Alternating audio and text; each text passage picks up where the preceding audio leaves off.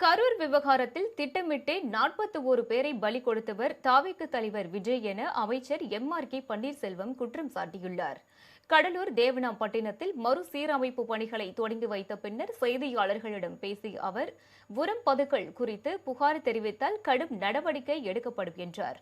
Cinema போல் set போட்டு திட்டமிட்டே 41 பேரை கரூரில் பலி கொடுத்தவர் தாவேக்கு தலைவர் விஜய் எனவும் அவர் குற்றம் சாட்டினார். இவரால் கிட்டத்தட்ட 41 உயிர்கள் பலியிடப்பட்டது. அது திட்டமிட்டு இவர்கள் திட்டமிட்டே செய்கின்றார்கள். இன்னும் குற்றம் சொல்ல திட்டமிட்டே அவர்கள் செய்கின்றார்கள்.